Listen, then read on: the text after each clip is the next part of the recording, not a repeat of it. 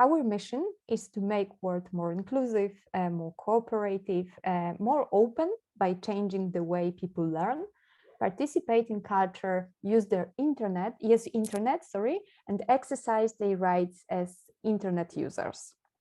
In Centrum Cyfrowe Foundation, we put special emphasis on research and data, and we try hard to build each of our programs and projects on evidence. That's why our biggest conference, Open Education Policy Forum, has for many years revolved around different studies conducted by Centrum Cyfrowe Foundation in cooperation with many partners. In 2020, during the Open Education Policy Forum, we discussed the positive impact of open education and open educational resources on remote education during the first year of pandemic, just after the COVID-19 outbreak. In 2021, we tried to understand remote education during the pandemic from teachers and educators' perspective, putting special emphasis on levels of adoption of open educational resources and digital solutions across Europe. And this year, we focused on a subject very, very important for two open communities, open education and open culture. So the title of our this year's study is Open Glam and Education, Teachers and Educators' Perspective on Digital Culture Resources. This research was carried on in partnership with Europeana and Euroclio.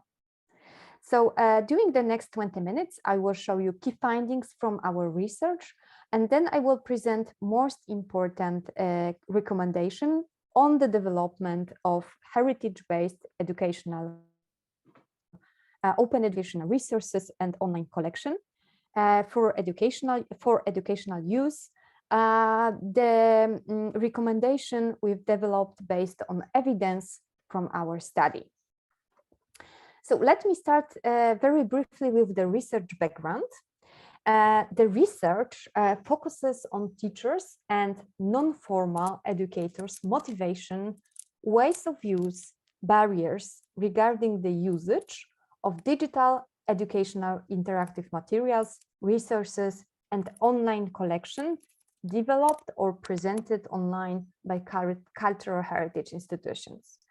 By publishing this report and recommendation, we'd like to encourage discussion among a wide range of stakeholders, including policymakers, open education and open culture communities, as well as cultural heritage institutions, on policies and programs regarding the support for the development of open educational resources by cultural heritage institutions.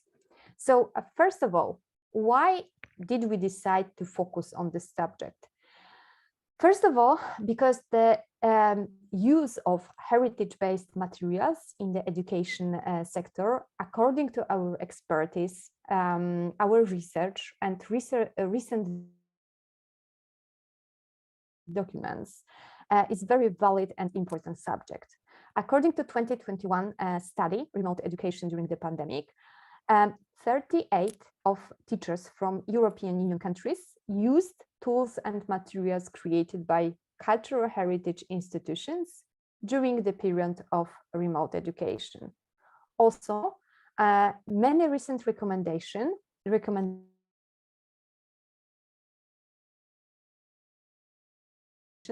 such as Common European Data Space for Cultural Heritage or policy analysis of value chains for cultural heritage institutions in the digital single market, point out the benefits of cooperation between cultural heritage institutions and education sector, and the importance of use and reuse of heritage-based resources for educational purposes.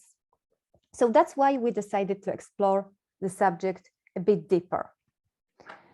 Open Glam education is an exploratory research consisting on two phases, quantitative and qualitative parts. The sample size for quantitative part of the study is 227 teachers and educators that declare the use of heritage-based tools and resources and online collections for conducting educational activities. Most of the surveyed teachers and educators are part of Europeana, Euroclio, Creative Commons or UNESCO communities. We reach out to them via mailing lists or mailing groups or newsletters. And it was our decision to involve teachers who are so-called heavy users of the resources. The findings from the quantitative phase of the study were then further explored during 5 in-depth interviews with 5 teachers and non-formal educators. So let's move to the key findings from the study.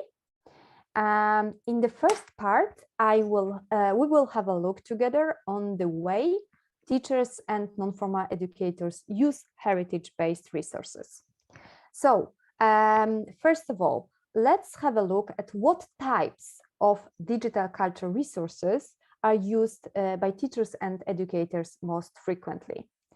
As you can see on this chart, it turns out that the online collection and context information are the most frequently used resources, with 85% of teachers and educators using them while conducting educational activities.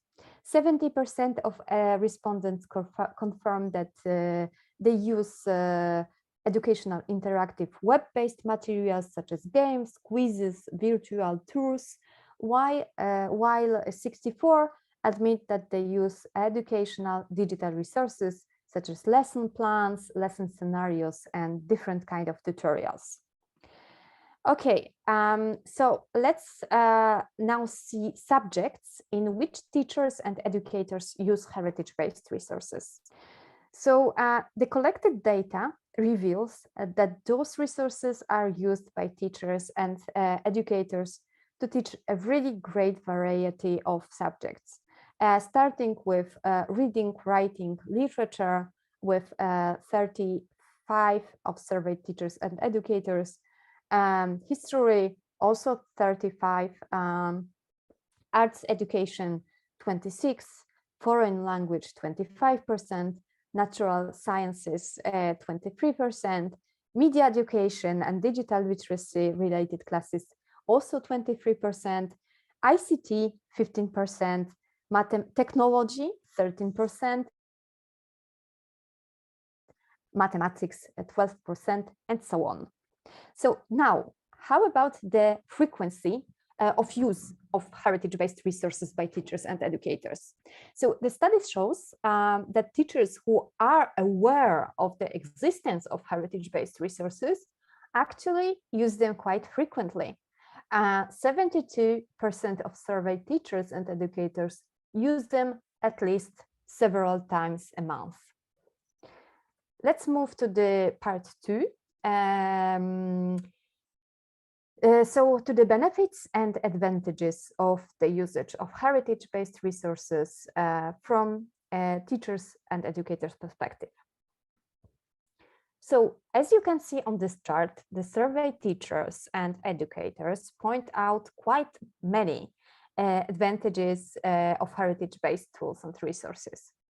70% of them declare that they use this kind of resources because they help them prepare engaging and creative lessons. 55% claim that they are modern, 52% that they are innovative or cutting edge, and 54% admit that they inspire them to create their own resources.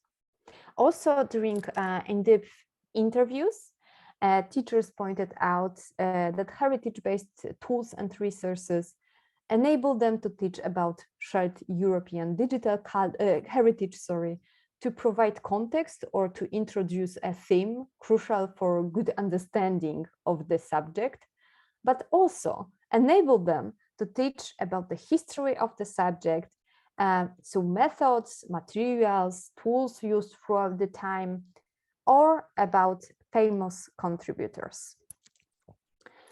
So now, when it comes to teachers and educators' perception of heritage-based resources, the data is quite clear. Actually, the more resources are available for educational purposes, the better. 94% of surveyed teachers and educators agree that digital heritage-based resources are important and help them perform educational activities. 86% of them claim that cultural heritage institutions should develop such materials. And 84 agree that such resources help them implement curricula and educational programs. So now let's move very quickly to the next slide. This slide is about reuse of heritage-based resources and collection items. It's clear that heritage-based resources provide a basis for the creation of teachers and educators' own resources. As you can see, 70% of respondents claim that they create their own educational materials reusing existing ones in order to meet the specific needs of their pupils. Also, flexibility, reusability, the adaptability of the educational resources to different audience needs were pointed out as key advantages during the interviews. So now let's quickly move to the third part,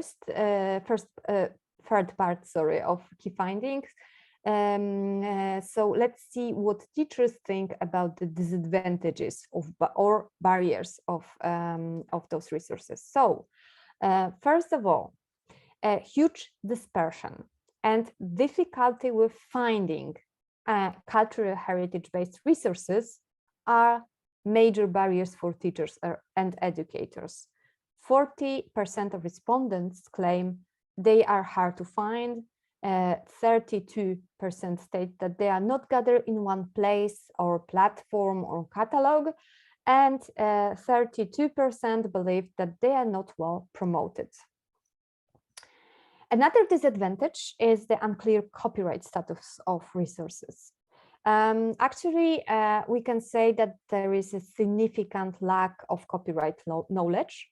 Only 57% of teachers and educators claim they usually know the legal status of educational heritage-based resources they use, and 60% don't know the status, and 26% claim that it is very hard to say.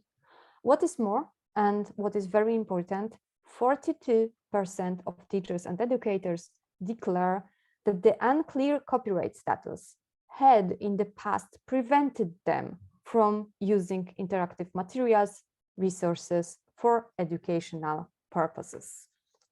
So now let's have a look at the way teachers and non-formal educators search for the materials. On this chart, you can see different searching strategies.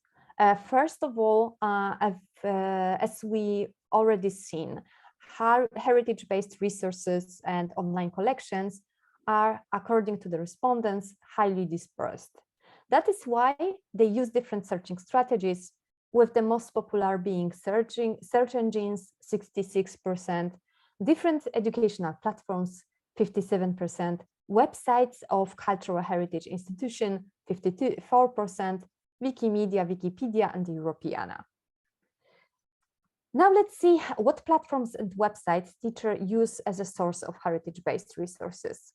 The chart also confirms the huge dispersion of resources, and teachers and educators, when asked for links to their favorite heritage-based tools or resources or online collection, provided 21 links to Europeana resources, 9 to Historiana, 6 to Wikimedia, 5 to Polona, 5 to Google Arts and Culture, and 70 links to other smaller sources. This slide shows that the usage of foreign sources is very common, with 73% of surveyed teachers and educators use resources from EU countries other than the country of residence, and 42% from countries outside the European Union. So we know from 2021 research that 38% of teachers use heritage-based resources during the time of remote education. But what about the time after the pandemic? What is COVID-19 pandemic impact of the usage of these materials by teachers and educators? So it turns out that COVID-19 pandemic and remote teaching haven't had a significant influence on the frequency of the usage of heritage-based resources. 93% of surveyed teachers and educators use these resources during the period of remote teaching, and 92% assert that they use them also after the return to schools and educational institutions. So I will stop here. More findings and stats you can find in our final report published on the research website. And now we will have a look at the recommendations and conclusions from the study. So taking into account the evidence from the study, we've made a first approach to develop relevant recommendation on the development of heritage-based open educational resources and online collections for educational use. And here are most important ones. First of all, our recommendation is obviously that we need to ensure and support the creation of tailored digital resources for educational purposes. So what does it mean? It means that the creation of open and accessible tools and resources for education should be at the heart of the operational process of each cultural heritage institution. It means also that European Union, national, regional, and community level strategies and financial programs regarding digitization of cultural heritage should explicitly support the creation of resources dedicated to educational purposes. It also means that the exchange of knowledge, exchange of best practices between different cultural heritage institutions and educational institutions is absolutely important and crucial to maximize the quality and impact of the resources. Our second recommendation is to make heritage-based resources open and accessible. It means, first of all, that copyright law shouldn't be a barrier for teachers and educators and shouldn't prevent them from the use, access, reuse, adaptation, public performance, and dissemination of heritage-based resources for any educational purpose. Also, resources for education should be available under open licenses or as public domain with very clearly labeled, easy to find and user-friendly right statements and terms of use. And promotion and communication about the availability is also absolutely important. Let me change just my slide here. Of course, as we've seen the resources are very dispersed. So our recommendation is that the resources should be less dispersed, easier to find and search. Also, heritage-based resources for education should be accessible to people with disabilities. So that's why it's necessary to follow accessibility guidelines while creating them. And we should also do our best to make resources available transnationally, and the creation of multilingual resources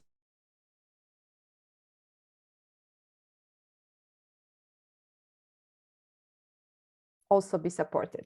The creation of engaging, inspiring, and cutting-edge heritage-based resources for education, and providing training for employees of cultural heritage institutions.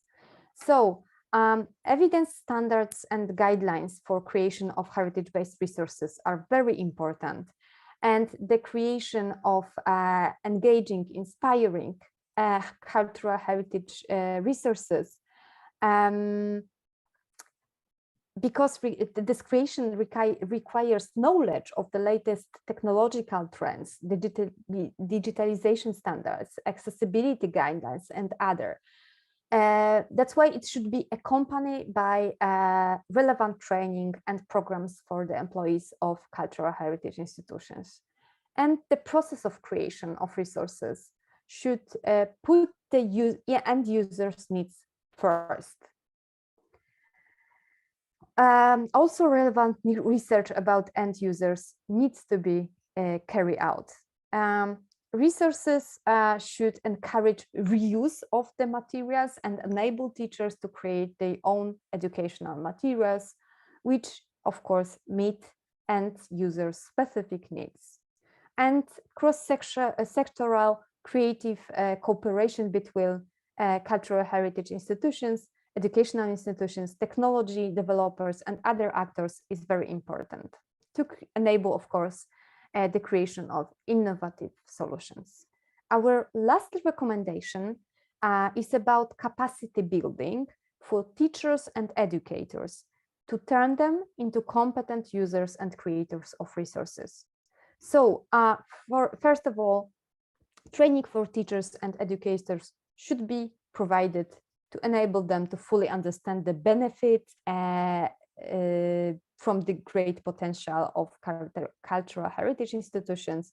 Also, teachers should have the competences and knowledge needed for the effective searching strategies and knowledge about national, international aggregating platforms such as Europeana.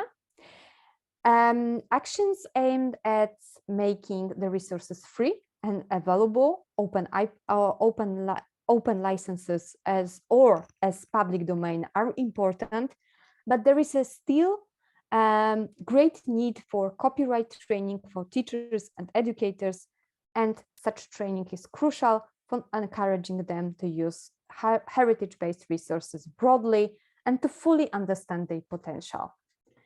And that's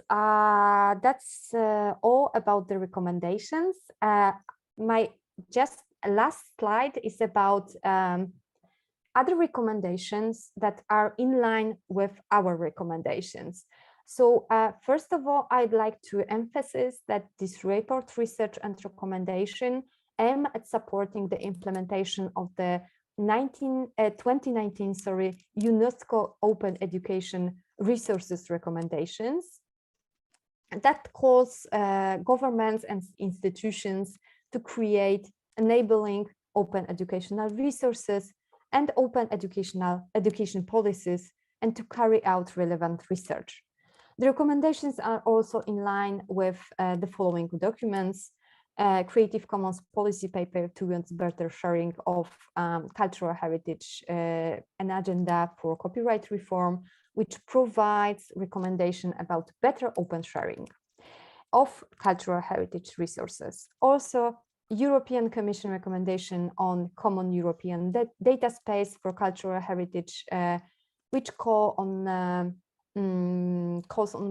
member states to take all the necessary measures to support and raise awareness of Europeana among the general public, and policy analysis of value chains for digital heritage institutions on digital single market, developed during the Indices project, and recommendations for European member states on Commission supported digital aggregation strategy developed by Europeana.